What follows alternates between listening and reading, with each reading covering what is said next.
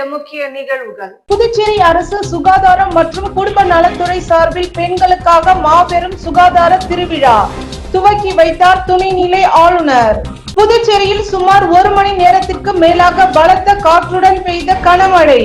வெப்பத்தின் தாக்கம் குறைந்து குளிர்ச்சியான சூழல் நிலவுகிறது. புதுச்சேரியில் மாசடைந்த குடிநீர் குடித்ததால் உயிரிழந்த 6 பேர்.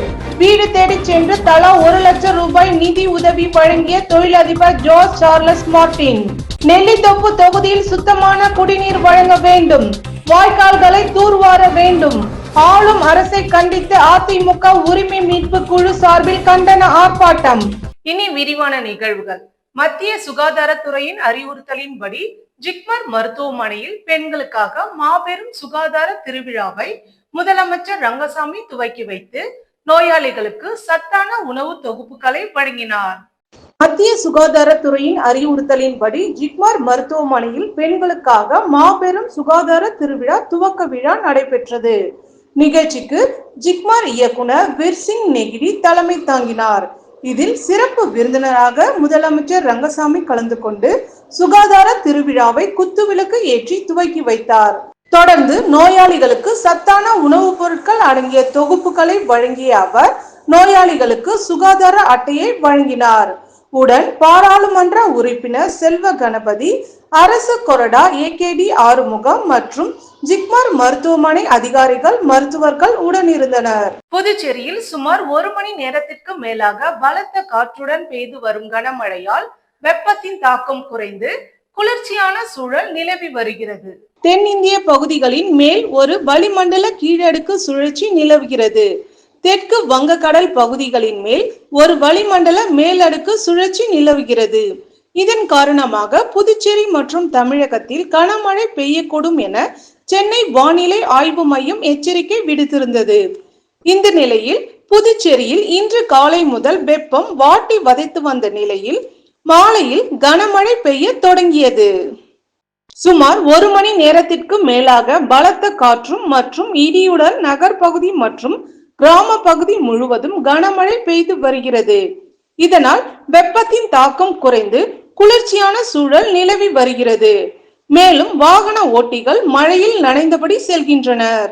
புதுச்சேரியில் மாசடைந்த குடிநீர் குடித்ததால் உயிரிழந்த 6 குடும்பத்தினருக்கு வீடு தேடி சென்று தலா 1 லட்சம் ரூபாய் நிதி உதவி வழங்கிய தொழிலதிபர் ஜோஸ் சார்லஸ் மார்டின்.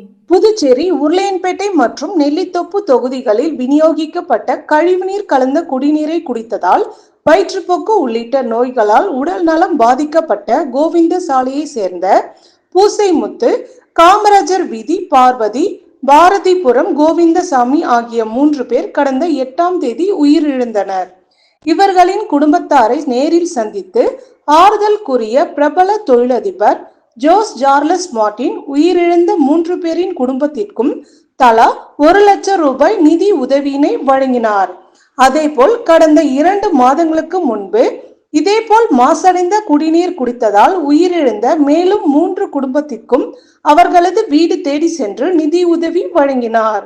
தொடர்ந்து செய்தியாளர்களை சந்தித்த அவர் குடிநீரில் கழிவுநீர் கலந்தது குறித்து அரசு இதுவரை எந்த நடவடிக்கையும் எடுக்கவில்லை. குடிநீரை பரிசோதனை செய்யாமலும் இறந்தவர்களின் பிரேத பரிசோதனை அறிக்கையை அரசு வெளியிடவில்லை என்று குற்றம் சாட்டிய அவர் நடந்த உயிரிழப்புக்கு அரசு பொறுப்பேற்காதது வேதனையாக உள்ளது என்றார். உருளையன்பேட்டை மற்றும் நெல்லித்தோப்பு தொகுதிகளில் குடிநீருக்கு பொதுமக்கள் மிகவும் சிரமப்படுகிறார்கள். குடிநீரை குடிக்கவே பொதுமக்கள் பயந்து வருகிறார்கள் என்ற வேதனை தெரிவித்த ஜோஸ் சார்லஸ், இது போன்ற சம்பவம் நடக்கும் போது அரசாங்கம் முன்னின்று பிரச்சனைகளை சரி செய்ய வேண்டும். ஆனால் புதுச்சேரியில் அது போன்று நடைபெறவில்லை என்று குற்றம் சாட்டினார். இறந்தவங்க வீட்டுக்கு ஆறுதல் தெரிவிக்கும் விதமாக அவங்களோட வீட்டுக்கு போய் அவங்களோட கஷ்டத்தை விசாரித்தோம். எங்களால் முடிஞ்ச நிதி உதவி எல்லா குடும்பத்துக்கும், ஒரு இறந்தவர்கள் குடும்பத்துக்கு ஒரு 1 லட்சம் என்னோடய ட்ரஸ்ட் மூலிமா, சுயமாக என்னோடய ட்ரஸ்ட்லேருந்து நான் கொடுத்துருக்கேன். இது எல்லாத்துக்கிட்டையும் பேசும்போது பொதுவாக என்ன தெரிய வந்துச்சுன்னா, இந்த மாதிரி அரசாங்கத்தோட அலட்சியம் தான் முக்கியமான காரணங்கிறது சொல்கிறாங்க. ஏன்னா தண்ணி ஆல்ரெடி இது 1 மாதத்துக்கு முன்னாடி இந்த பிரச்சனை இருந்திருக்கு. அதே மாதிரி இந்த வீதியில் மட்டும், இந்த ஏரியாவில் மட்டும்தான் இந்த பிரச்சனை இருக்குது. ஸோ இறந்தவங்க பார்த்திங்கன்னா இந்த ஏரியா சுற்றி தான் இருக்காங்க. ஸோ அப்படி இருக்கும்போது என்னென்னா தண்ணி வந்து கண்டாமினேட் ஆயிருக்கு, கழிவு நீர் வந்து கலந்துருக்குங்கிறது அவங்க சொல்கிறாங்க. அதுக்கு உரிய நடவடிக்கையும் எடுக்கல. ஒரு லேபில் கொடுத்து வாட்டர் டெஸ்ட் பண்ணல. டெஸ்ட் பண்ணி அன்னைக்கே இதுக்கு ஒரு ஆக்ஷன் எடுத்திருந்தா இன்றைக்கி வந்து இதுக்கு வந்து ஒரு கண்டிப்பாக ஒரு தீர்வு கிடச்சிருக்கும். இன்னொரு 3 உயிர் இழந்திருக்காது. ஏன்னா ஒரு அம்மாவெல்லாம் பார்க்கும்போது அவங்க பையன் 45 வயசில் ஒரு பையன் இறந்துருக்கான். அப்படி பையன் இறக்கும்போது அந்த குடும்பத்தோட வாழ்வாதாரமே போயிடுது.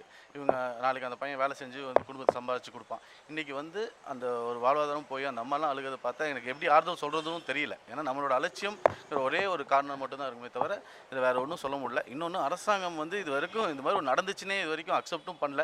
அக்செப்ட் பண்ணி ஏதாவது இவங்களுக்கு வந்து உதவியோ இதை நிதி உதவியோ ஏதாவது ஒன்று அரசாங்கம் எடுத்து பண்ணிடணும். இதே தமிழ்நாடு பார்த்தீங்கன்னா இங்கேருந்து கள்ளக்குறிச்சி 50 கிலோமீட்டர் தான். இதே வந்து கள்ளசாராயம் குடிச்சு இறந்த மக்களுக்கு ஒரு ஃபேமிலிக்கு வந்து 10 லட்சம் கொடுத்துருக்காங்க. இன்றைக்கி பேசிக் குடிநீர் இது வந்து ஒரு பொதுமக்களுக்கு இறைவனாக கொடுத்த ஒரு இயற்கையாக கொடுத்த விஷயத்த வந்து இன்றைக்கி மக்களுக்கு வந்து ஒரு தண்ணியை கூட கொடுக்க முடியலன்னா இன்றைக்கி எந்த அளவுக்கு நம்ம மோசமாக போயிருக்கோங்கிறது தான் இன்றைக்கி இதை வந்து சுட்டி காட்டக்கூடிய விஷயமா இருக்குது.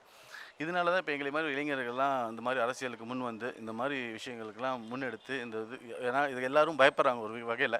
இந்த மாதிரி இதை எப்படி வந்து வெளில சொல்கிறது, அவங்களுக்கு வேலை இருக்குது, அவங்க இதை எப்படி எழுந்து வெளில சொல்லவும் தெரில. அதனால இது வந்து முன்னெடுத்து இந்த மாதிரி தைரியமாக நாங்கள் வந்து பேசணுங்கிறது தான் எங்களோட நோக்கம். புதுச்சேரியில் தந்தை பெரியாரின் பிறந்த நாளை ஒட்டி காமராஜர் சாலையில் உள்ள அவரது திருவுருவ சிலைக்கு திராவிட கழகத்தினர் மாலை அணிவித்து மரியாதை செலுத்தினர். தந்தை பெரியாரின் 147வது பிறந்த நாள் விழா சிறப்பாக கொண்டாடப்பட்டது. புதுச்சேரி பிள்ளை தோட்டத்தில் அமைந்துள்ள தந்தை பெரியார் சிலைக்கு திராவிட கழகத்தினர், திராவிட கழக மாநில தலைவர் சிவ வீரமணி தலைமையில் ஊர்வலமாக சென்று பெரியார் சிலைக்கு மாலை அணிவித்து உறுதிமொழி எடுத்துக்கொண்டனர். காப்பாளர் ராசு, மாவட்ட தலைவர் அன்பரசன், மாவட்ட செயலாளர் ராசா, காப்பாளர் சடகோபன், பொதுக்குழு உறுப்பினர்கள், விடுதலை வாசகர் வட்ட தலைவர் கோமு தமிழ்செல்வன் உட்பட பலர் கலந்து கொண்டனர். ஸ்ரீ வெங்கடேஸ்வர பொறியியல் கல்லூரியில் புது கல்வியாண்டு AICTE ஐடியா லேப் இன்ஸ்டிடியூஷன் மையம் மற்றும் குளோபல் லேர்னிங் சென்டர் துவக்கப்பட்டது.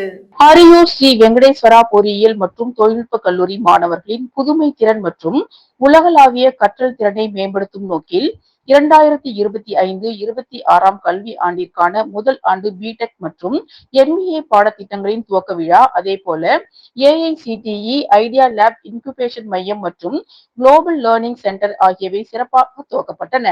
இந்த விழாவில் சிறப்பு விருந்தினராக HR லீடர் மற்றும் சேஞ்ச் ஏஜென்ட் அசையர் பரதன் பிரகலாத் கலந்து கொண்டு இன்றைய தொழில்நுட்ப உலகில் மாணவர்கள் தங்கள் திறமையை எவ்வாறு மேம்படுத்திக் கொள்ள வேண்டும் என்பதை வலியுறுத்தி உரையாற்றினார்.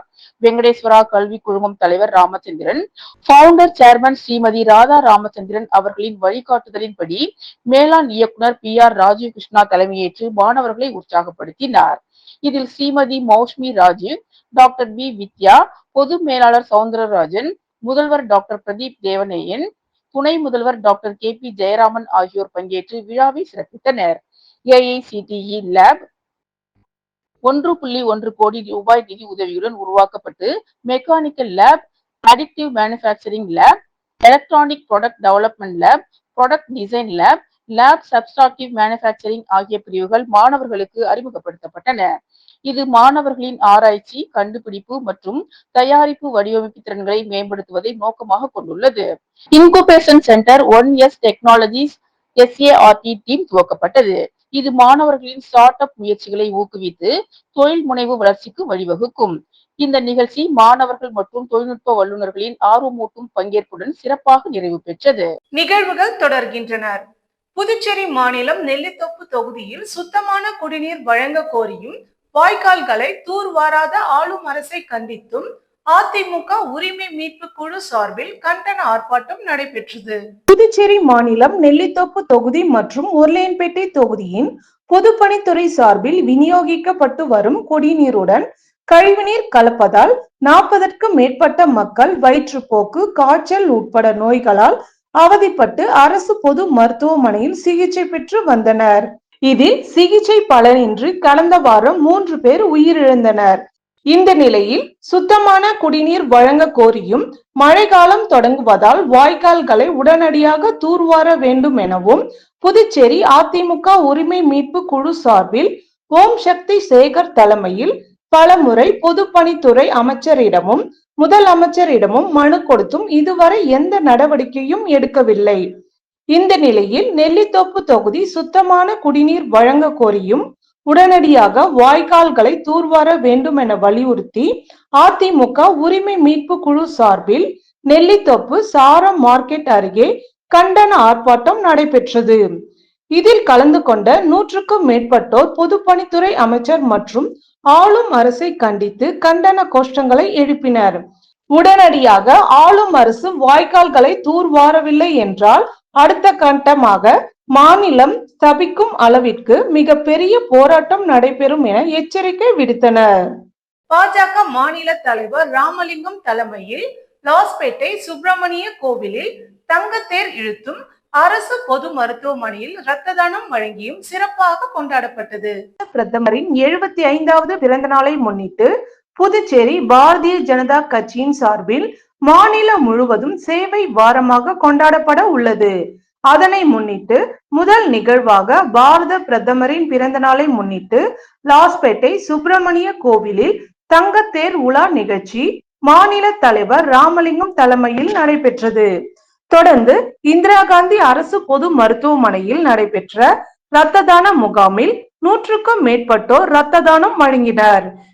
இதில் சிறப்பு அழைப்பாளராக புதுச்சேரி துணைநிலை ஆளுநர் கைலாசநாதன், உள்துறை அமைச்சர் நமச்சிவாயம், பாராளுமன்ற உறுப்பினர் செல்வ கணபதி, சட்டமன்ற உறுப்பினர்கள் கல்யாண சுந்தரம், செல்வம், முன்னாள் சட்டமன்ற உறுப்பினர்கள் மற்றும் பல்வேறு நிர்வாகிகள் கலந்து கொண்டனர். மாநிலம் முழுக்க அனைத்து மாவட்டங்களிலும் இன்று இரத்த தான முகாம், ஸ்வச் பாரத், மரம் நடும் நிகழ்ச்சி, மருத்துவ முகாம், அன்னதானம் வழங்கும் நிகழ்ச்சி போன்ற பல்வேறு நிகழ்ச்சிகள் அக்டோபர் 2 வரை பிரதமரின் பிறந்த நாளை சேவா வாரமாக கொண்டாடப்படுகிறது. களித்தீட்டால் குப்பம் ரூபாய் 73.69 லட்சம் செலவில் கழிவுநீர் வாய்க்கால் அமைக்கும் பணியினை சட்டமன்ற உறுப்பினர் அங்காளன் பூமி பூஜை செய்து துவக்கி வைத்தார். புதுச்சேரி அரசு பொதுப்பணித்துறை சார்பில் திருபுவனை தொகுதிக்கு உட்பட்ட களித்தீத்தால் குப்பம் திருபுவனை சாலையில் ரூபாய் 73.69 லட்சம் செலவில் யூ வடிவ கழிவுநீர் வாய்க்கால் அமைக்கும் பணிக்கான பூமி பூஜை நிகழ்ச்சி நடைபெற்றது. விழாவிற்கு தொகுதியின் சட்டமன்ற உறுப்பினர் அங்காளன் சிறப்பு விருந்தினராக கலந்து கொண்டு கழிவுநீர் வாய்க்கால்களை அமைக்கும் பணிகளை பூமி பூஜை செய்து தொடங்கி வைத்தார். உடன் பொதுப்பணித்துறை தலைமை பொறியாளர் வீரா செல்வம், சாலைகள் வடக்கு கோட்டம் செயற்பொறியாளர் வைத்தியநாதன், உதவி பொறியாளர் சீனிவாசராம், இளநிலை பொறியாளர் தேவேந்திரன், கிராம முக்கியஸ்தர்கள், ஜேசிஎம் மக்கள் மன்ற தொகுதி தலைவர் ரவிக்குமார் மற்றும் நிர்வாகிகள், கிராம பொதுமக்கள் உட்பட 100க்கும் மேற்பட்டோர் கலந்து கொண்டனர். விழாவிற்கான ஏற்பாடுகளை சத்தியசீலன் செய்திருந்தார். 470 ஏக்கரில் விரைவில் புதுச்சேரி விமான நிலையம் விரிவாக்கம் செய்யப்பட உள்ளதாகவும் விரைவில் பயணிகளுக்காக கார் சேவையும் தொடங்க உள்ளதாக விமான நிலைய இயக்குனர் ராஜசேகர் ரெட்டி தெரிவித்துள்ளார். புதுச்சேரியில் செய்தியாளர்களை சந்தித்த புதுவை விமான நிலையத்தின் இயக்குனர் ராஜசேகர் ரெட்டி, புதுவை விமான நிலையம் விரிவாக்கம் செய்யப்பட இருக்கிறது. மாற்று ஓடும் பாதைக்காக விமான நிலையம் விரிவாக்கத்திற்காகவும் சுமார் 470 ஏக்கர் நிலம் தமிழக பகுதியில் கையகப்படுத்தும் நிலையில் உருவாகியுள்ளது. இதற்காக உயர் மின் அழுத்த கம்பிகள் இருக்கிறதா, கால்வாய்கள் இருக்கிறதா என்ற தள ஆய்வு நாங்கள் நடத்தினோம். இதில் எதுவும் முக்கிய பெரிய முட்டுக்கட்டையாக இருப்பதாக தெரியவில்லை. அதனால் தமிழக பகுதியில் 470 ஏக்கர் நிலம் ஆர்ஜிதம் செய்வதற்கான ஆலோசனை அளிக்கவும், இந்த விரிவாக்க பணிக்காகவும் ஒரு ஆலோசனை அமைப்பு இன்னும் 1 மாதத்தில் நியமிக்கப்பட உள்ளது. இம்மாதம் 21ஆம் தேதிக்குள் அந்த அமைப்பை தேர்வு செய்வதற்கான ஒப்பந்த புள்ளியை அவர்கள் அளிக்க வேண்டும். அதன் பிறகு 1 மாதத்தில் அந்த ஆலோசனை அமைப்பு நியமிக்கப்படும் என்றார். விரைவில் தற்போதுள்ள விமான நிலையத்தில் மேலும் சில சில்லறை கடைகள், கார் சேவை உள்ளிட்ட வசதிகளை தொடங்க இருப்பதாக கூறிய அவர், விமான நிலையத்தை பயன்படுத்தும் பயனாளிகளுக்கு யாத்திரை சேவை தினம் புதன்கிழமை கொண்டாடுகிறோம். இதனையொட்டி அன்றைய தினம் காலை 10 மணிக்கு இலவச மருத்துவ முகாம் நடக்கிறது. இதில் பயனாளிகள், உடன் வருபவர்கள் இரத்த அழுத்தம், இரத்தத்தில் சர்க்கரையின் அளவு உள்ளிட்ட பரிசோதனைகள் மேற்கொள்ளப்படும். இரத்த தான முகாமும் நடக்கிறது. மேலும் புதுவை விமான நிலையத்தை அறிந்து கொள்ளும் வகையில் பள்ளி மாணவ மாணவிகள், பல்கலைக்கழக மாணவ மாணவிகள் காலை 10-15 மணிக்கு வருகிறார்கள். மூத்த குடிமக்கள் சார்பாக மரக்கன்றுகள் நடும் விழாவும் நடக்கிறது. இதனை தவிர நாட்டுப்புற நடனம் காலை 11:55 மணிக்கு நடக்கிறது என்றார். தந்தை பெரியார் ஈவே ராமசாமியின் பிறந்த நாளையொட்டி காமராஜர் சாலையில் உள்ள பெரியாரின் திருவுருவ சிலைக்கு அரசு சார்பில் முதலமைச்சர் ரங்கசாமி மாலை அணிவித்து மரியாதை செலுத்தினார். அவரை தொடர்ந்து அதிமுக, திமுகவினர் மாலை அணிவித்து மரியாதை செலுத்தினர். தந்தை பெரியாரின் 147வது பிறந்த நாள் விழா அரசு சார்பில் இன்று கொண்டாடப்பட்டது. இதனையொட்டி காமராஜர் சாலை பிள்ளைத்தோட்டம் சார்பில் அமைந்துள்ள பெரியாரின் திருவுருவ சிலைக்கு அரசு சார்பில் முதலமைச்சர் ரங்கசாமி மாலை அணிவித்து மரியாதை செலுத்தினார். அவரை தொடர்ந்து பொதுப்பணித்துறை அமைச்சர் லட்சுமி நாராயணன், அரசு கொறடா ஆறுமுகம், சட்டமன்ற உறுப்பினர் ரமேஷ், லட்சுமி காந்தன் ஆகியோர் மாலை அணிவித்து மரியாதை செலுத்தினர். அதனைத் தொடர்ந்து திமுக சார்பில் மாநில அமைப்பாளரும் சட்டமன்ற எதிர்க்கட்சி தலைவருமான சிவா தலைமையில் திமுக சட்டமன்ற உறுப்பினர்கள் அனிபால் கெனடி, செந்தில்குமார், சம்பத் மற்றும் முன்னாள் சட்டமன்ற உறுப்பினர்கள் பலர் கலந்து கொண்டு பெரியாரின் சிலைக்கு மாலை அணிவித்து மரியாதை செலுத்தினர். அதனைத் தொடர்ந்து வன்முறை ஒழிப்பு எதிர்ப்பு உறுதிமொழி எடுத்துக்கொண்டனர். அவர்களை தொடர்ந்து அதிமுக சார்பில் அவைத் தலைவர் அன்பானந்தன் தலைமையில் அதிமுக பொருளாளர் ரவி பாண்டுரங்கன், சுத்துக்கேணி பாஸ்கர், முன்னாள் கவுன்சிலர் கணேசன், அன்பழகன் மற்றும் நிர்வாகிகள் பலர் கலந்து கொண்டு பெரியாரின் சிலைக்கு மாலை அணிவித்து மரியாதை செலுத்தினர். இத்துடன் நிகழ்வுகள் நிறைவடைந்தன. வணக்கம்.